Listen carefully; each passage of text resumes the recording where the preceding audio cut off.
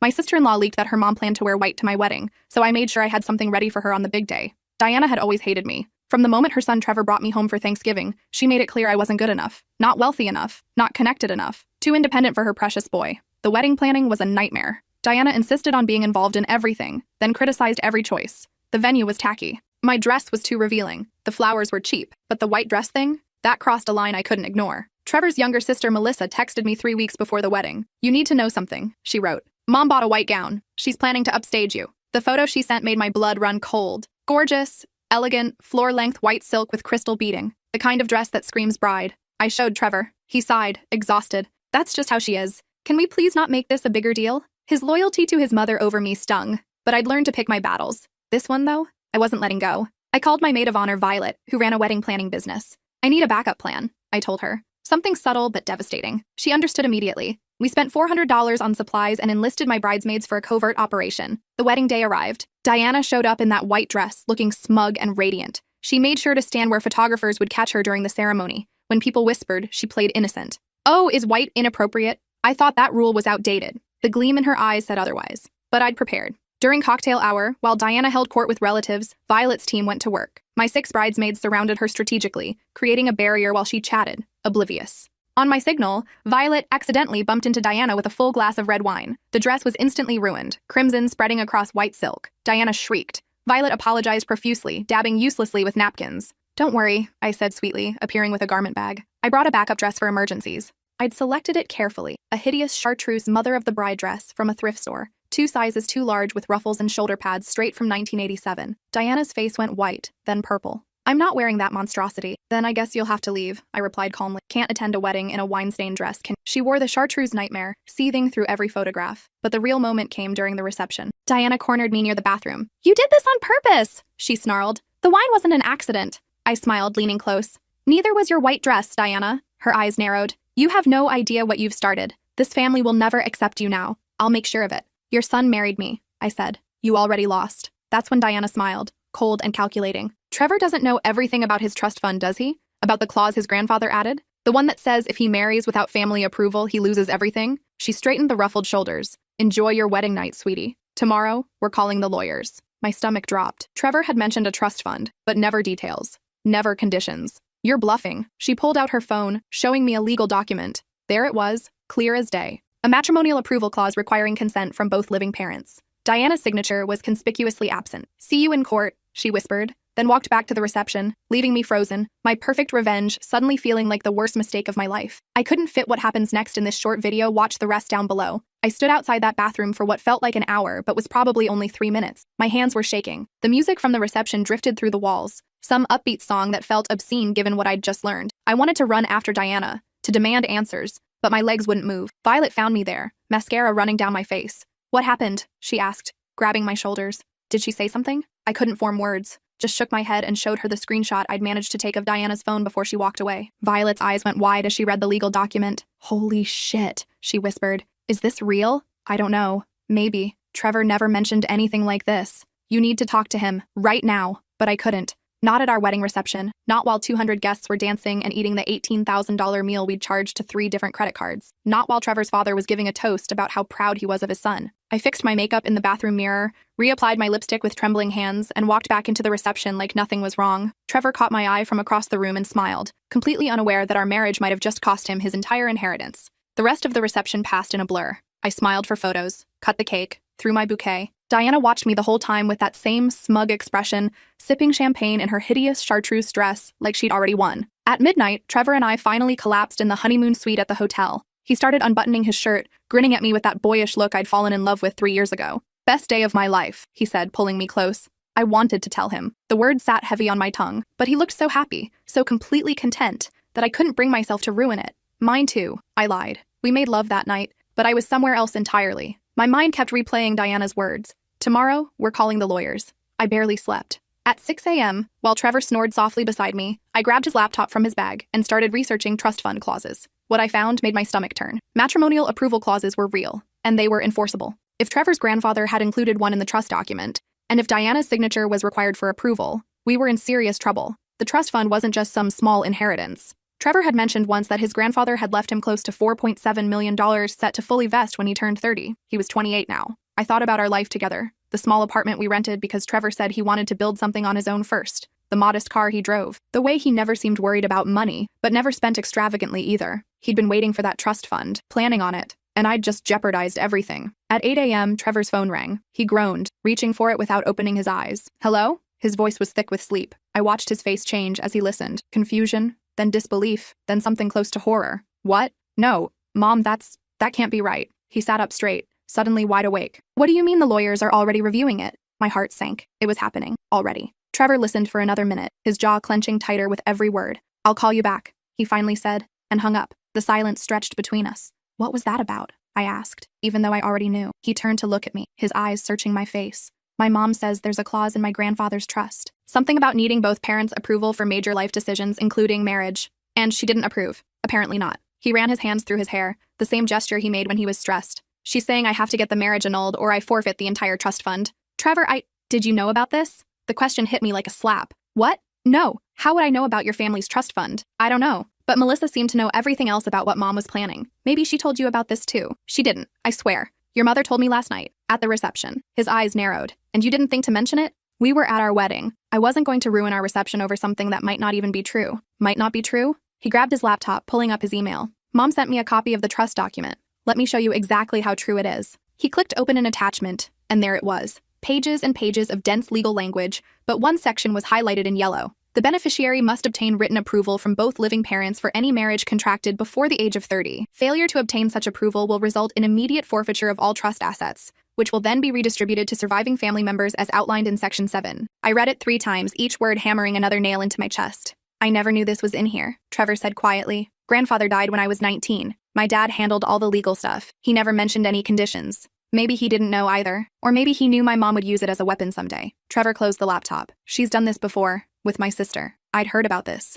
Melissa had dated a guy in college that Diana disapproved of. The relationship ended badly, though Melissa never talked about the details. She threatened Melissa's trust fund. Melissa doesn't have one. She gave in to Mom's demands about who she could date, what major to choose, where to live after graduation. In exchange, she gets a monthly allowance. But the real money? That's mine. Was mine. We can fight this, I said. Get a lawyer. Challenge the clause. With what money? That trust fund was going to let us buy a house, start a business, maybe have kids without worrying about finances. Now? He laughed bitterly. Now we're 2 people with $86,000 in student loans, working jobs that barely cover rent. I wanted to argue, but he was right. I was a junior graphic designer making $42,000 a year. He was in marketing, pulling in maybe $55,000. We'd been coasting on the assumption that the trust fund would arrive in 2 years and change everything. So what do we do? I asked. Trevor was quiet for a long moment. I don't know. 3 hours later, we met with a lawyer. Her name was Patricia Chen, and she charged $400 an hour for a Sunday consultation. We couldn't afford it, but we didn't have a choice. She reviewed the trust document with the kind of detached professionalism that made me want to scream. This clause is enforceable, she said finally. Your grandfather had the right to put any conditions he wanted on the trust. The question is whether the court will consider marriage approval to be reasonable. And? Trevor leaned forward. Probably yes. Courts generally respect the wishes of the deceased when it comes to estate planning. Unless you can prove the clause is discriminatory or against public policy, it stands. So I either get an annulment or I lose $4.7 million.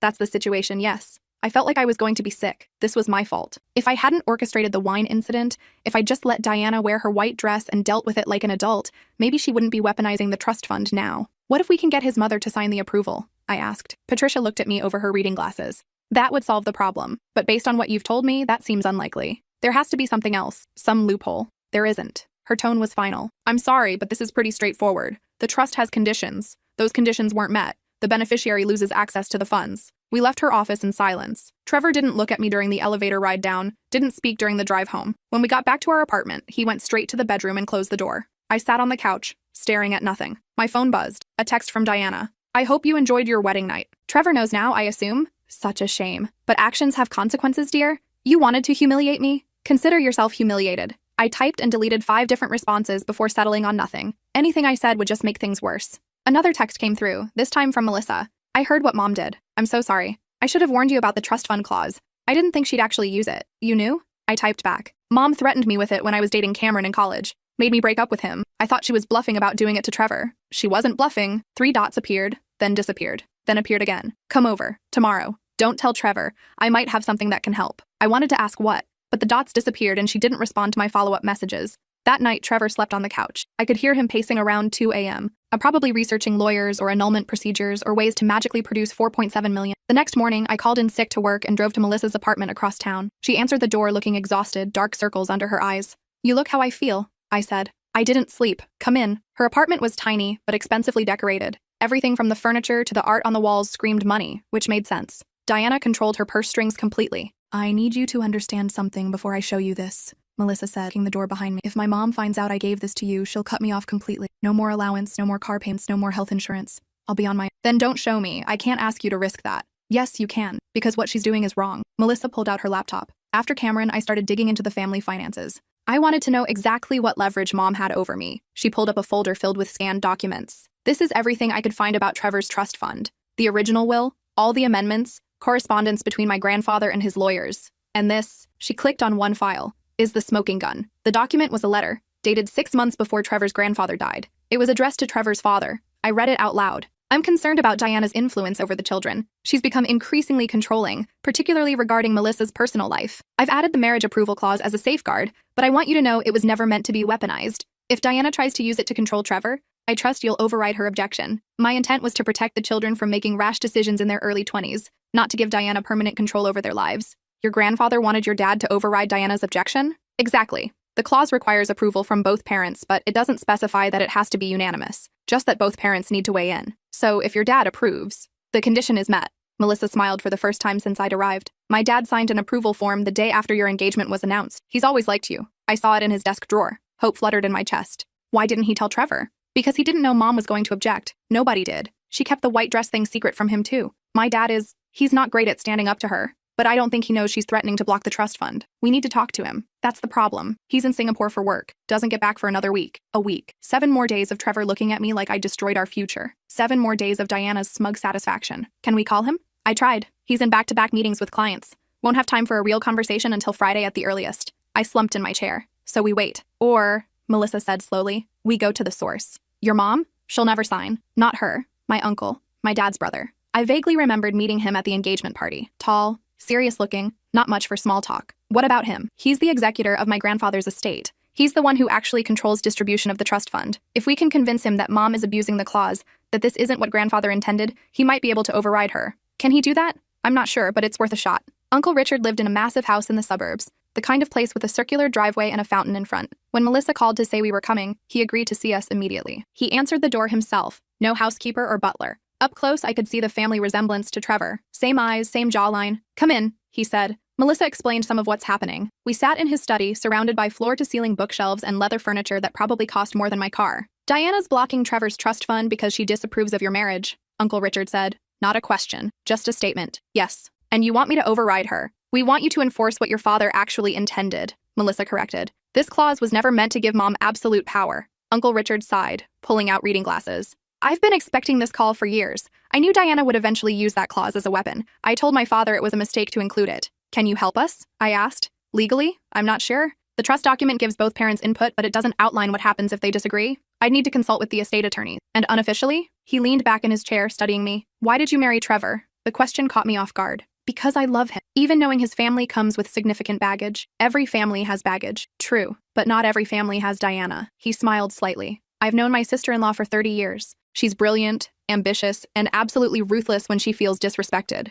You humiliated her at your wedding? She tried to wear a white dress." "I know. I saw the photos. That chartreuse monstrosity was inspired." He chuckled. "But Diana doesn't forgive. Ever. Even if I override her on the trust fund, she'll find other ways to make your life hell. I can handle Diana. Can you? Because this won't be the last battle. She'll criticize how you raise your children, where you live, how you spend money. She'll poison other family members against you. She'll show up uninvited and expect to be accommodated. And Trevor," he paused. "Trevor has never been good at standing up to his mother." I thought about Trevor sleeping on the couch. Not quite blaming me, but not quite defending me either. "I know. And you still want this marriage?" "Yes." Uncle Richard was quiet for a moment, then nodded. "All right. I'll make some calls. But I need you to understand something. Even if I can legally override Diana's objection, the family dynamics won't change. You're going to spend the rest of your life fighting with her." "I know," I said again. What I didn't say was that I was already planning for that. Diana had shown me exactly who she was. Now I just needed to be smarter about how I dealt with her. That evening, I went home to find Trevor packing a bag. "Where are you going?" "My parents' house. My dad gets back from Singapore on Wednesday. I need to talk to him in person. Your mom will be there." "I know." He didn't look at me. "But I need to figure this out." Melissa and I talked to your uncle today. He thinks he might be able to help. Trevor paused, a shirt halfway into his duffel bag. What did you tell him? The truth. That your mom is abusing the trust fund clause. You had no right to involve more family members in this. I had every right. This affects both of us. Does it? He zipped the bag closed. Because from where I'm standing, this is all about you and my mom. I'm just collateral damage. That's not fair, isn't it? You knew she hated you. You knew she'd be at the wedding, but you couldn't just let the white dress thing go. You had to orchestrate this elaborate revenge plot. She was trying to upstage me at my own wedding. So what? So people would have whispered about her tackiness? Big deal. Instead, you humiliated her in front of 200 people, and now I'm losing $4.7 million. The words hung in the air between us. You blame me, I said quietly. I blame both of you. You and my mom, playing these stupid games while my life falls apart. He grabbed his bag and walked toward the door. Trevor, wait. I need some space. I'll call you in a few days. The door closed behind him with a soft click that felt louder than a slam. I stood there in our empty apartment, surrounded by wedding gifts we hadn't even unwrapped yet, and realized that Diana might have won after all. The next 3 days were the longest of my life. Trevor didn't call, didn't text. When I tried reaching him, his responses were 1 or 2 words. Fine, busy, later. I threw myself into work, spending 12-hour days at the design studio trying not to think about how my marriage was crumbling before it had even really started. On Wednesday afternoon, Melissa called. Uncle Richard got the estate lawyers involved. They're saying the trust document is ambiguous about disagreeing parents. It could go either way. That's not helpful. Wait, there's more. They found something in the original correspondence. Grandfather wrote a codicil 6 weeks before he died, specifically addressing this scenario. He wrote that if the parents disagree on approval, the executor should side with whichever parent is acting in the beneficiary's best interest, which would be your dad, not your mom. Exactly. But Uncle Richard needs your father-in-law to formally submit his approval in writing, with a statement explaining why the marriage is in Trevor's best interest. And he needs it before mom's lawyers file a formal objection. When does she file? Friday. So we have less than 48 hours. I tried calling Trevor again, straight to voicemail. Your dad needs to sign the trust approval form, I texted. Please call me. 3 hours later, he finally responded. Dad signed it this morning. He's sending it to Uncle Richard tonight. Mom is furious. Is it enough? I typed back. Lawyer says probably. We'll know by tomorrow. Can we talk? In person? The 3 dots appeared and disappeared several times before his response came through. Not yet. I need more time. That night, I couldn't sleep. Every time I closed my eyes, I saw Diana's smug face, heard Trevor's voice saying, I blame both of you. At 2 a.m., my phone rang. Unknown number. Hello? Is this Mrs. Anderson? A woman's voice, professional but cold. My new last name still felt strange. Yes. This is Patricia Lee, Diana Anderson's attorney. I'm calling to inform you that my client is pursuing legal action regarding the trust fund matter. We'll be filing for a declaratory judgment tomorrow morning, asking the court to invalidate your marriage's approval status. My heart hammered. Your client's husband already signed the approval. Under duress and undue influence, according to Mrs. Anderson, she's prepared to testify that you and your sister-in-law conspired to manipulate his decision. That's insane. He signed it because he wanted to. We'll let the court decide. You should expect to be served with papers within 24 hours. I'd suggest retaining counsel. She hung up before I could respond. I called Uncle Richard immediately, not caring that it was the middle of the night. Diana's filing a lawsuit, I said when he answered, groggy. She's claiming Trevor's dad was manipulated into signing the approval. Of course she is. I heard rustling like he was sitting up. I'll call the estate attorneys first thing in the morning. Try to get an emergency hearing before she can file. Will that work? I don't know. But we're going to try. I didn't go back to sleep. At 6 a.m., I was already dressed and drinking my 3rd cup of coffee when someone knocked on my door. Trevor stood there, looking as exhausted as I felt. I got the same call from my mom's lawyer, he said. Your mom called her lawyer at 2 a.m.? She's been planning this for days, maybe weeks. He came inside, dropping onto the couch. I'm sorry. For what? For blaming you. For not defending you to my mom. For being a coward. I sat next to him, not quite touching. You're not a coward. I am, though. I've spent my whole life avoiding conflict with my mother,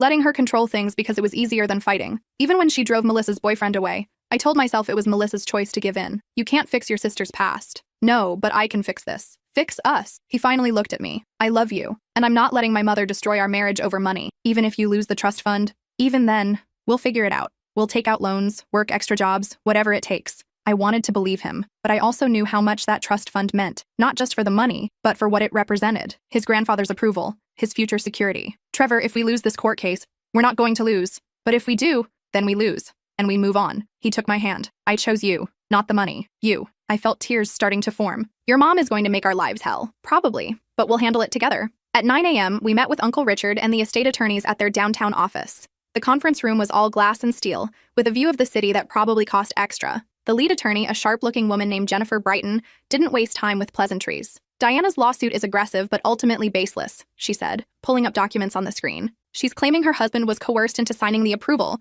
but she has no evidence. Meanwhile, we have the codicil clearly stating the executor should side with whichever parent is acting in the beneficiary's best interest. Can she win? Trevor asked. Anything can happen in court, but I'd put our chances at around 75%. The trust document is clear, the codicil is properly executed, and her allegations of manipulation are unsupported. What about the other 25%? I asked. Jennifer met my eyes. The judge could decide that any disagreement between parents invalidates the approval entirely. Some courts take a conservative approach to trust interpretation, so we could still lose everything. It's possible, but unlikely. We spent the next hour reviewing strategy, going over every detail of the trust document, preparing for depositions and court appearances. By the time we left, my head was spinning with legal terminology. This is going to cost a fortune in legal fees, Trevor said as we walked to the parking garage. Uncle Richard said the estate will cover it. Still, this whole thing, he shook his head. My family is insane. Most families are. Yours just has better lawyers. He laughed, the first real laugh I'd heard from him in days. True. That evening, we were served with papers. Diana's lawsuit was 47 pages long, filled with accusations and legal arguments that essentially boiled down to, I don't like my daughter-in-law, so she shouldn't get any money. I read through it once, then put it aside. Dwelling on it wouldn't help. Want to order pizza and pretend we're normal people? I asked Trevor. God, yes. We spent that night on the couch, eating pepperoni pizza and watching terrible reality TV, not talking about trust funds or lawsuits or his mother, just being together. Around midnight, my phone buzzed with a text from an unknown number. You think you've won, but you don't know the half of what I'm capable of. This is just the beginning. I showed it to Trevor. His jaw clenched. That's my mom's number. She got a new phone. Should we tell the lawyers? Add it to the pile of evidence that she's completely unhinged. He took my phone and blocked the number. She's not going to stop until she's destroyed us, or we've destroyed her. Then I guess we better make sure we win. The next few weeks were a blur of legal proceedings. Depositions where Diana's lawyer asked me increasingly invasive questions about my intentions toward Trevor, my family background, my financial situation. Through it all, Diana sat across from me with that same smug expression, like she knew something I didn't. Trevor's father was deposed too. He testified that he'd signed the approval willingly, that he believed I was good for his son, that his wife's objections were based on personal animosity rather than legitimate concerns about Trevor's welfare. Diana's lawyer tried to argue that Trevor's father was being controlled by me, that I'd somehow manipulated him during our few interactions. The argument was so thin it was almost insulting, but the trial date kept getting pushed back. First 1 month, then 2. Diana's lawyers filed motion after motion, prolonging everything. She's trying to drain the estate's legal budget, Jennifer explained during one of our strategy meetings. Force a settlement. Will it work? I asked. Not if Uncle Richard holds firm. And so far, he's not budging. Meanwhile, life went on. Trevor and I settled into a routine, figuring out how to be married while in the middle of a legal war. Some days were good. We'd cook dinner together, talk about normal things like where to hang pictures or what color to paint the bathroom. Other days, the stress got to us and we'd fight about stupid things, dishes left in the sink or forgetting to pick up groceries. One evening, 3 months after the wedding, I came home to find Trevor sitting at the kitchen table with his head in his hands. What happened? I ran into my mom at the grocery store. I sat down across from him. What did she say? She asked when I was going to come to my senses and get the annulment. Said it wasn't too late, that the trust fund was still mine if I just admitted I'd made a mistake. His voice cracked. She was crying, actually crying, saying I was breaking her heart. Trevor. I told her no, that I'd chosen you and I wasn't going back, and he looked up at me with red-rimmed eyes. She said I was dead to her, that if I continued with this marriage, she'd never speak to me again. I'm sorry. Don't be. She gave me an ultimatum. I chose you. He stood up, pulling me into a hug. But it still hurts, you know? She's my mom. Even if she's terrible, she's still my mom. I held him while he cried. This man who'd been strong through 3 months of legal hell finally breaking down because his mother had rejected him. That night, as we lay in bed, he said quietly, if we lose the lawsuit, I don't want you to feel guilty. I already feel guilty. Well, don't. This isn't your fault, it's my mom's. She's the one who couldn't accept that I'm an adult who can make my own decisions. Still, I could have handled the wedding dress thing differently. You could have, but you didn't, and honestly, I'm glad you stood up to her. Someone needed to. 2 weeks later, we finally got our trial date. 6 months after the wedding, we'd have our day in court. Jennifer prepared us extensively. Mock questioning, reviewing testimony, going over every possible angle Diana's lawyers might take. The key, she explained, is showing that your marriage was entered into in good faith, for legitimate reasons. Not as some scheme to access Trevor's money. They're going to paint you as a gold digger. We need to counter that narrative. How? Character witnesses. People who can testify about your relationship, your values, your character, friends, co-workers, family members. We spent the next month lining up witnesses. My best friend from college who'd seen Trevor and me fall in love. My boss who could testify about my work ethic and independence. Trevor's friends who'd known him for years and could speak to how happy he was in our relationship. Even Violet agreed to testify, despite her nervousness about being in court. You stood by me through the wedding planning disaster, she said. I'm standing by you now. The night before the trial, I couldn't eat. My stomach was in knots, my mind racing through every possible outcome. What if we lose? I asked Trevor for the 100th time. Then we lose, and we build a life anyway.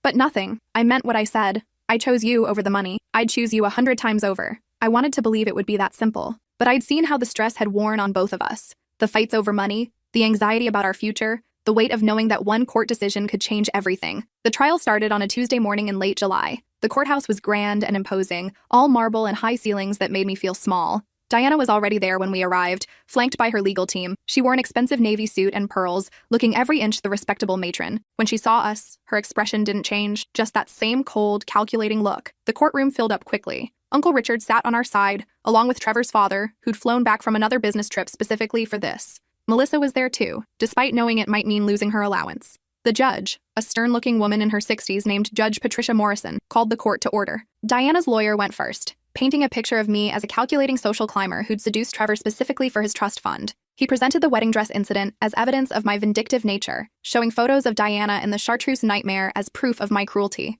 Mrs. Anderson subjected my client to deliberate humiliation, he argued. This is not the behavior of a woman who married for love. This is the behavior of someone settling a score. Our lawyer countered with the context. The white dress Diana had planned to wear, the years of mistreatment, the history of Diana trying to control every aspect of Trevor's life. Then came the witnesses. My college roommate testified about late-night conversations where I'd gushed about Trevor, long before I knew anything about a trust fund. Trevor's best friend from high school talked about how Trevor had changed since meeting me, become more confident and independent. Trevor's father took the stand and calmly explained why he'd signed the approval. "I've known my son his entire life," he said. "I've never seen him happier than he is with this young woman. My wife's objections are based on personal grievances, not on any legitimate concern for Trevor's well-being." Then Diana took the stand. She was a masterful witness, playing the wounded mother perfectly. Tears welled in her eyes as she described how I'd poisoned Trevor against her, how the wine incident had been a calculated attack meant to destroy her relationship with her son. "I only want what's best for Trevor," she said, dabbing at her eyes with a handkerchief. "And marrying someone so vengeful, so cruel, it's not in his best interest." Our lawyer cross-examined her, bringing up her history of controlling behavior, the way she'd driven away Melissa's boyfriend, the documented instances of her interfering in Trevor's previous relationships. "Isn't it true, Mrs. Anderson, that you've objected to every serious relationship your son has had?" "I've had concerns. Yes or no, please. Have you objected to every woman Trevor has seriously dated?" Diana's composure cracked slightly. "I've expressed my opinions, yes. And would it be fair to say that no woman has ever been good enough for your son, in your eyes? I have high standards for who joins our family, standards that apparently no one can meet." Our lawyer pulled out a document. "According to this email you sent to Trevor's previous girlfriend, Amy, you stated that she was from the wrong background and lacked the sophistication your family requires. Is that correct? That relationship ended for other reasons. But you did send that email?" "Yes. And this one to Rebecca, stating that she was too career-focused and wouldn't make an appropriate mother? I may have expressed concerns. And this one to Claire, calling her common and unsuitable?" Diana's face flushed. "I was protecting my son. Or controlling him?" "Objection." Diana's lawyer shot up. "Sustained," the judge said. "Counselor, rephrase." The cross-examination continued for another hour, methodically dismantling Diana's image as a concerned mother and revealing her as what she really was: controlling, manipulative, and unable to let her son make his own choices. By the time she stepped down, she was visibly shaken, the composed mask slipping. Then Trevor took the stand. He was calm, measured, explaining in clear terms why he'd married me, how our relationship had developed, what the trust fund meant to him. "I won't lie and say the money doesn't matter," he said. "But it matters less than my wife. My mother has always tried to control who I date, who I'm friends with, what career I pursue. The trust fund was just her latest leverage point. But I'm 28 years old. I'm allowed to make my own decisions even if she doesn't agree with them." Diana's lawyer tried to shake him on cross-examination, suggesting that I'd manipulated him, that he was too influenced by me to see clearly. "Has your wife ever pressured you about the trust fund?" the lawyer asked. "Never. Never asked when you'd receive it, how much it was, what you'd do with it? She knew it existed, but we didn't discuss details. I kept that information private. Why? Because I wanted to build something on my own first, before the trust fund vested. I didn't want money to define our relationship. And yet, here we are, fighting over money." "No," Trevor said firmly. "Here we are, fighting over my right to marry who I choose. The money is just my mother's weapon of choice." The trial lasted 3 days. By the end, I was exhausted, emotionally drained from reliving every moment of our relationship under the harsh light of legal scrutiny. Judge Morrison said she'd take the matter under advisement and issue a ruling within 30 days. We left the courthouse in silence, too wrung out to even discuss how it had gone. That night, Trevor and I ordered Chinese food and sat on the couch, picking at lo mein neither of us wanted to eat. "Do you think we won?" I asked. "I have no idea." Judge Morrison's face didn't give anything away. "What if she rules against us? Then we figure it out, together." I wanted to ask how, wanted to plan and strategize and control something in this situation that felt entirely out of our hands. But I was too tired. We fell asleep on the couch, still in our court clothes, the TV playing some late-night show neither of us watched. The next morning, I woke up to find a text from Melissa. "Mom moved out last night, just packed bags and left. Dad's freaking out." I showed Trevor. He stared at the message for a long moment. "She's trying to punish him," he said finally, "for testifying against her. Will she come back? Who knows? My parents' marriage has always been," he trailed off, "complicated." 2 weeks later, we got word that Trevor's father had filed for divorce. The news sent shockwaves through the family. Diana and her husband had been married for 32 years. Whatever their problems, no one expected this. "He said he's tired," Melissa told us over coffee. Tired of her manipulating everything? Tired of her controlling the kids? Tired of pretending their marriage is functional? How's your mom handling it? About as well as you'd expect. She's telling everyone Dad's having a midlife crisis, that you've destroyed our family, that this is all your fault. Of course it is, I said bitterly. Don't let her get to you. She's just deflecting. The truth is, their marriage has been dead for years. Dad's been sleeping in the guest room since I was in high school. This was coming regardless of your wedding. But knowing that didn't make it easier. I still felt like the catalyst for a family implosion. 3 weeks after the trial, I was at work when Jennifer called. The judge issued her ruling, she said. My heart stopped. And we won. Judge Morrison ruled that the trust documents provisions were met when Trevor's father signed the approval. She found Diana's claims of manipulation to be without merit and noted that her pattern of controlling behavior suggested she was not acting in Trevor's best interest. I couldn't speak, couldn't breathe. The trust fund is Trevor's, Jennifer continued. Diana has 30 days to appeal, but Jennifer doesn't think she will. Her case was weak from the start. We won?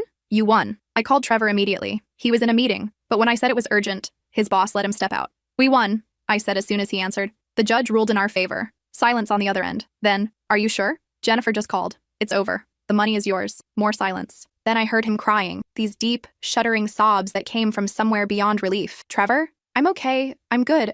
I didn't realize how scared I was that we'd lose. Me too. That evening, we celebrated with Melissa and Uncle Richard at an expensive restaurant that we could actually afford now. Champagne flowed, toasts were made, and for the first time in months, I felt like I could breathe. What are you going to do with the money? Uncle Richard asked. Trevor and I looked at each other. We'd talked about this late at night when we couldn't sleep, planning for a future that felt uncertain. Pay off our student loans first, Trevor said. Then buy a house. Something modest. Save the rest. No fancy cars or expensive vacations, Melissa teased. Maybe later. Right now, we just want stability. Uncle Richard raised his glass. To stability. And to standing up to bullies, even when they're family. We drank to that. The next day, Diana's lawyer filed a notice of appeal. I shouldn't have been surprised, but I was. Part of me had hoped that losing in court would be enough, that Diana would finally accept defeat. The appeal will take months, Jennifer explained. Maybe longer, and it's expensive. She'll have to post a bond and pay legal fees throughout the process. Can she win on appeal? Anything's possible, but appeals courts typically defer to trial court findings unless there was a clear error of law. Judge Morrison's ruling was thorough and well supported.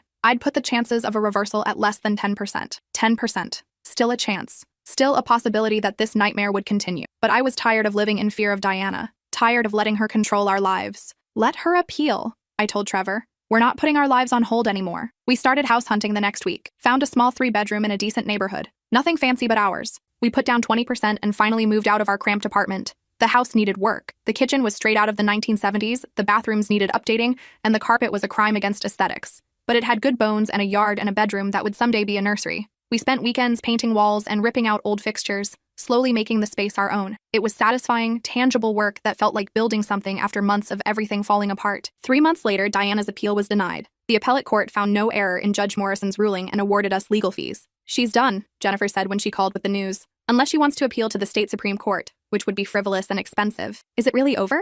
Legally? Yes. The trust fund is Trevor's, and there's nothing she can do about it now. That night, Trevor and I sat in our newly renovated kitchen, drinking wine and processing the finality of it. Do you think she'll ever speak to me again? He asked. I don't know. Do you want her to? He thought about it for a long time. Part of me does. She's my mom, but another part of me is relieved that I don't have to deal with her anymore. Is that terrible? It's human. She chose this. She could have just accepted our marriage and moved on. Instead, she burned every bridge. 6 months later, we got an invitation to Melissa's engagement party. She'd met someone, a genuinely nice guy named Chris who worked in nonprofit management and made her laugh. Is your mom going to be there? I asked when Melissa called to invite us. No, she's still not speaking to most of the family. Dad will be there, though, with his new girlfriend. The party was at Uncle Richard's house, casual and warm. Trevor's father introduced us to Eleanor, a woman his age who taught literature at the local college. She was nothing like Diana, warm where Diana was cold, encouraging where Diana was critical. I've heard so much about you two, she said, shaking our hands. The infamous wedding dress incident, brilliant. I liked her immediately. As the evening wore on, I found myself on the back patio with Trevor's father.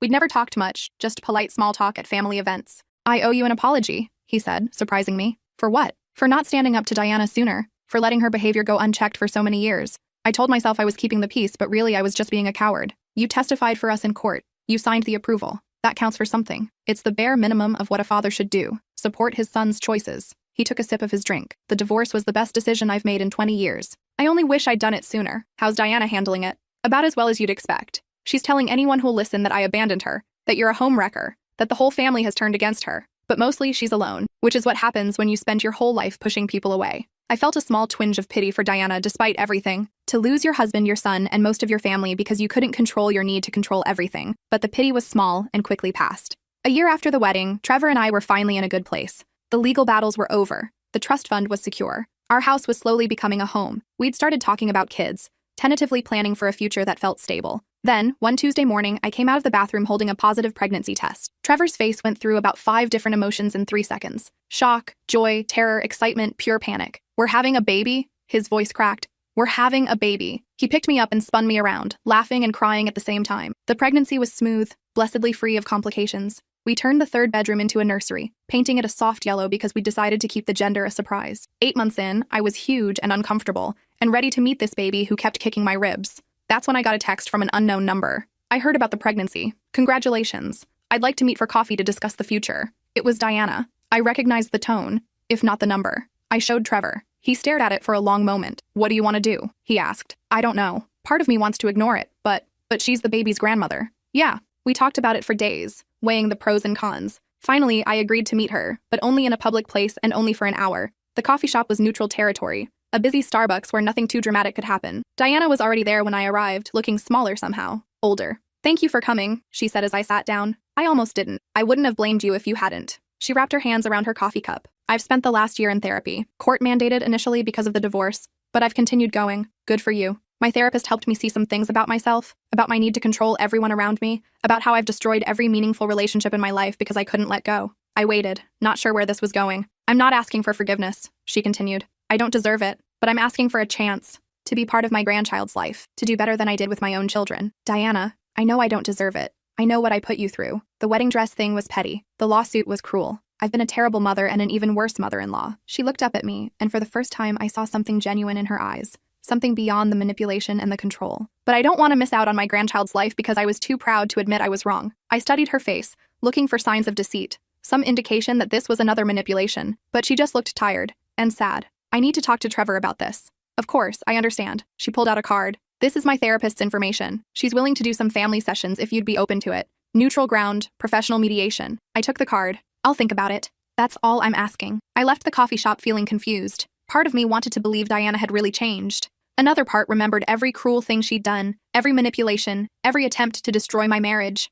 That night, I told Trevor about the meeting. "What do you think?" he asked. "I think people can change. I also think your mom has spent 60 years being exactly who she is. Can someone really change that much? I don't know, but maybe it's worth finding out? For the baby's sake?" We started family therapy 3 weeks later. Diana, Trevor, and me, sitting in a small office while Dr. Chen mediated. It was awkward and painful and uncomfortable. Diana had to confront her behavior head-on, hear how her actions had affected Trevor, listen to me describe the trauma of the lawsuit. There were sessions where she cried, sessions where Trevor yelled, sessions where I wanted to walk out and never come back. But slowly, incrementally, things started to shift. Diana began taking accountability. Real accountability, not the non-apology apologies she'd used before. She acknowledged the harm she'd caused. She worked on her control issues. She started respecting boundaries. It wasn't perfect. She still made comments sometimes that crossed the line, still tried to assert control in subtle ways. But when called out, she'd catch herself, apologize, and try to do better. Our daughter was born on a rainy Tuesday in March. 8 pounds, 3 ounces, with Trevor's eyes and my stubborn chin. We named her Sophia Grace. Diana met her 3 days later in the hospital. She brought flowers, not the expensive arrangement she would have chosen a year ago, but a simple bouquet from the grocery store. "She's beautiful," Diana said, tears streaming down her face. "Absolutely perfect. Do you want to hold her?" I asked. Diana looked at me like I'd offered her the world. "Really? Really?" I watched as Diana cradled her granddaughter, saw something soften in her face that I'd never seen before. Maybe people could change. Maybe it just took the right motivation. Over the next year, Diana proved herself slowly. She respected our parenting decisions, even when she disagreed. She asked before visiting instead of showing up uninvited. She apologized when she overstepped. It wasn't perfect. We had setbacks, arguments, moments where old patterns resurfaced. But she kept working at it, kept trying to be better. 2 years after the wedding, Trevor and I hosted Thanksgiving at our house. Melissa and Chris came, now married themselves. Trevor's dad and Eleanor, Uncle Richard and his wife, and Diana, who brought a pumpkin pie and complimented my cooking without a single backhanded comment. As I looked around the table at this family that had almost destroyed itself over pride and control and money, I felt something close to peace. We'd survived. Not just survived, but actually built something good from the wreckage. After dinner, Diana asked to speak with me privately. We went out to the back porch where the November air was crisp and clear. "I wanted to thank you," she said. "For what?" "For not giving up. On Trevor, on the marriage, on the possibility that I could be better. A lot of people would have written me off completely. I almost did. I know. I don't blame you." She looked out at the yard, where Trevor was playing with Sophia in the fallen leaves. When I wore that white dress to your wedding, I thought I was making a point, showing you that you'd never really be part of this family, that I'd always have the power. You succeeded in making a point, just not the one you intended." She laughed, sharp and bitter. "The wine incident was brilliant, by the way. I was furious in the moment. But looking back, I deserved worse, probably. I spent so much of my life trying to control everything. My husband, my children, even you. And I almost lost it all because I couldn't accept that control is an illusion. You didn't almost lose it all. You did lose it all. You lost your marriage, your relationship with Trevor, your dignity in court. You had to build it all back. You're right, and I'm still building. Every day I'm trying to be better than I was. It's exhausting, honestly. Growth usually is." We stood in silence for a moment, watching Trevor and Sophia. "I won't ever be perfect," Diana said finally. "I'll probably screw up again, say the wrong thing, or try to control something I shouldn't. But I want you to know that I'm trying, really trying. I know. And as long as you keep trying, we'll keep working with you." She nodded, blinking back tears. "Thank you." Inside, someone called us for dessert. We went back in, back to the warmth and noise of family. That night, after everyone had gone home and Sophia was asleep, Trevor and I sat in our living room, exhausted but content. "Did you ever think we'd get here?" he asked. "With my mom actually being decent? Honestly, no. I thought we'd be estranged from her forever. Would that have been easier? I thought about it. Maybe. But this is better. Not easy, but better. I'm proud of you, you know, for giving her a second chance when you didn't have to. I'm proud of you, too, for standing up to her in the first place, for choosing us over the money. The money helped, though." He grinned. "It definitely helped." We laughed, and I thought about that girl who'd planned the perfect revenge on her future mother-in-law, not knowing it would lead to a lawsuit and a family implosion, and eventually, to this, to something resembling peace. The trust fund money sat in our bank account, most of it invested for Sophia's future. We'd bought the house, paid off our debts, donated to causes we cared about. But the real wealth wasn't the $4.7 million. It was this: the family we'd fought to build, the boundaries we'd established, the relationships we'd salvaged from the wreckage. Diana would never be a perfect grandmother or a perfect person. She'd probably overstep again, try to control things, make comments that would require another therapy session to work through. But she was trying, and that was enough. 3 years after the wedding, I got a text from Diana with a photo attached. It was the white dress she'd planned to wear, hanging in a donation center. "Getting rid of some old baggage," the message said. Literally and figuratively. I smiled and showed Trevor. "Character development," he said. "Redemption arc. Do you forgive her? For everything?" I thought about it. Forgiveness was complicated. It wasn't a single moment or decision, but an ongoing choice. I'm working on it. Same way she's working on being better. Fair enough. That evening we had dinner with just the three of us. Me, Trevor, and Sophia, who was now old enough to smear spaghetti sauce all over her face and demand more garlic bread. As I watched my husband make silly faces at our daughter, as I sat in the house we'd bought with money we'd fought for, as I contemplated calling Diana to say thank you for the text, I realized something. The wedding dress revenge had been satisfying in the moment. But this